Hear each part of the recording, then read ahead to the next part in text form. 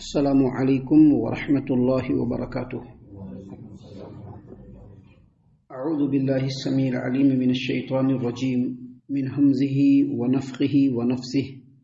بسم اللہ الرحمن الرحیم۔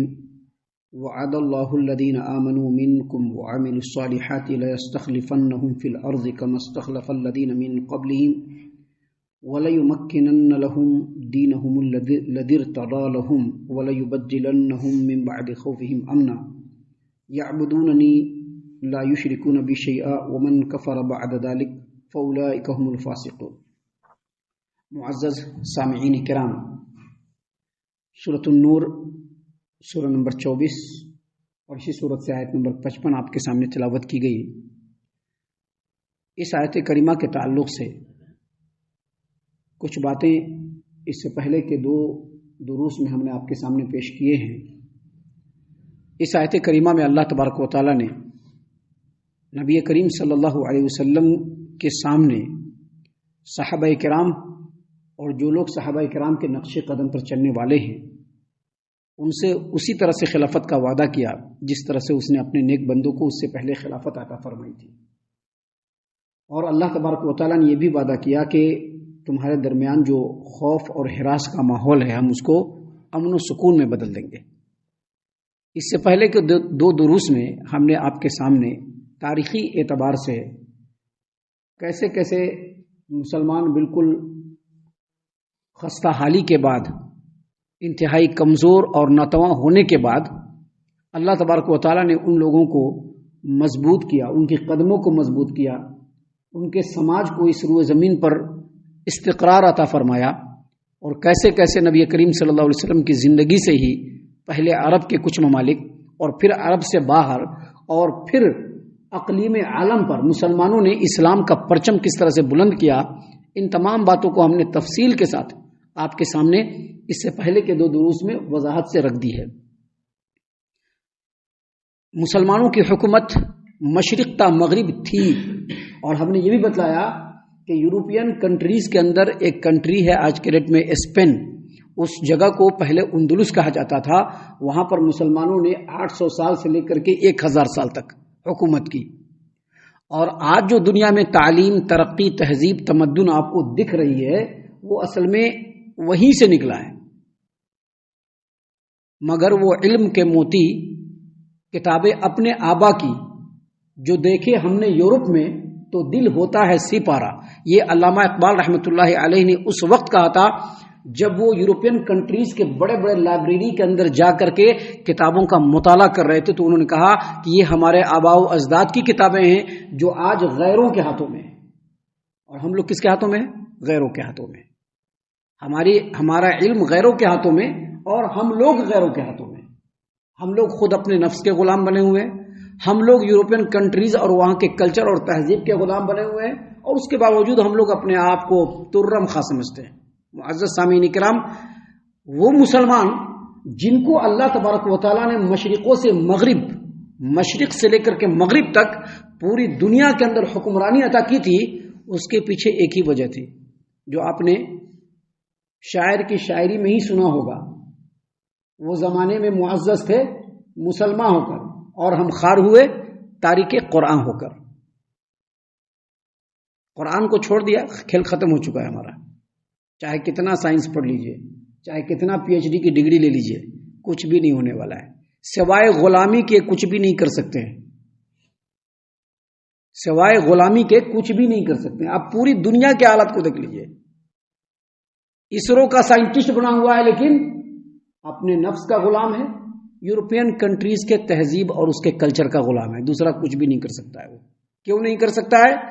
کیونکہ اصل جو بیس اور جڑ ہے وہی مسلمانوں کے پاس آج کی ڈیٹ میں نہیں ہے۔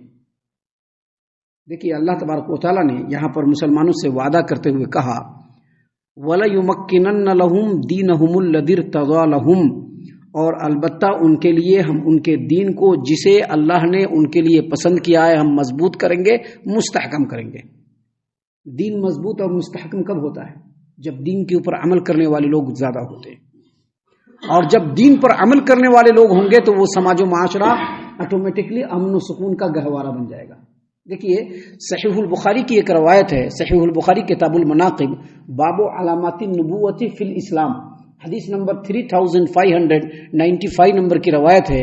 عدی بن حاتم رضی اللہ عنہ کہتے ہیں کہ میں نبی کریم صلی اللہ علیہ وسلم کے پاس موجود تھا، ان سے ملنے کے لیے آیا تھا، تو دیکھا کہ ایک آدمی آیا اور اس نے فقر و فاقہ کی شکایت کی کہ بہت محتاجگی ہے، بہت پریشانی ہے۔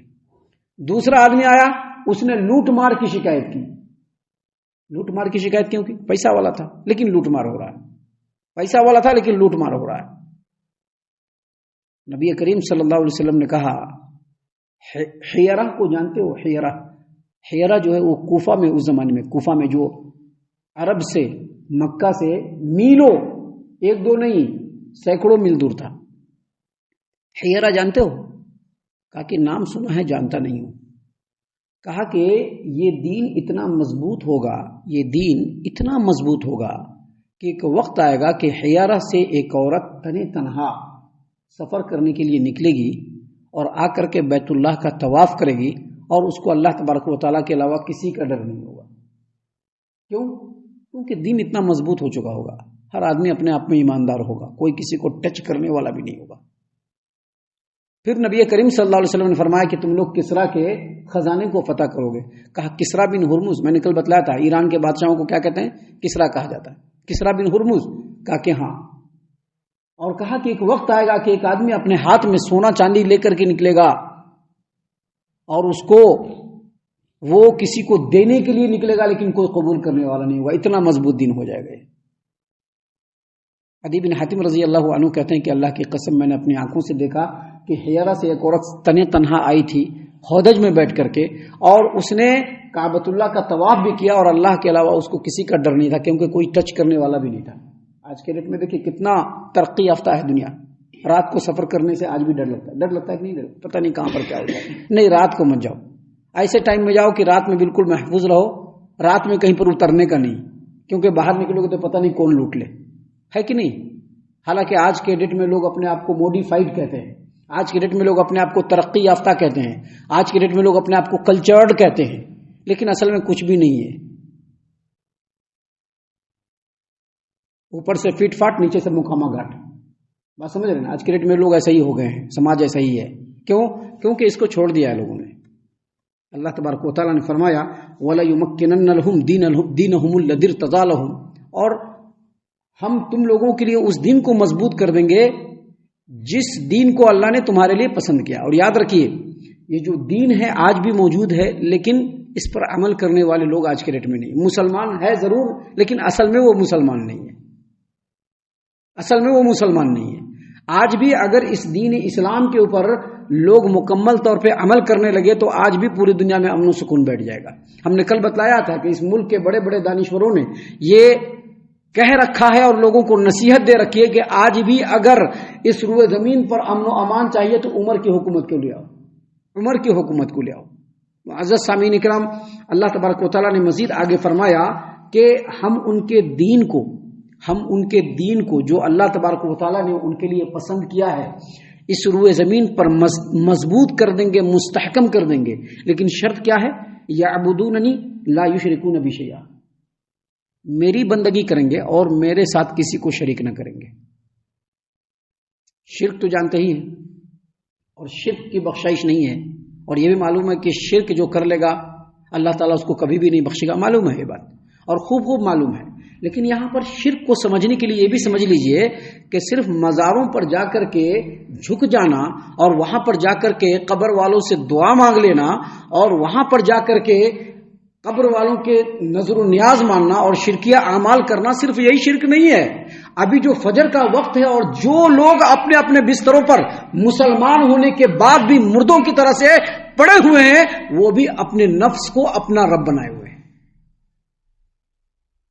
یاد رکھیے گا اس بات کو۔ بیچارہ ایک آدمی مزار پر جا رہا ہے اور اس کو لان تان کیا جا رہا ہے، اور ایک آدمی سماج و معاشرے کا سو کالڈ وائٹ کالر والا آدمی ہے اور وہ فجر کے وقت مسجد میں نہیں حاضر ہوتا ہے۔ میں کہتا ہوں کہ وہ جا کر کے قبر پر جو قبر کا پجاری ہے اس سے بھی بڑا بدتر انسان ہے، وہ اس سے بھی بڑا بدتر ہے، وہ اس انسان سے زیادہ بدترین کوئی نہیں ہو سکتا جو اپنے نفس کا غلام ہو۔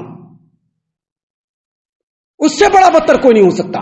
وہ تو ہر روز اپنے کان میں شیطان کے ناپاک پیشاب کو لے کر کے پورے دن گھومتا ہے.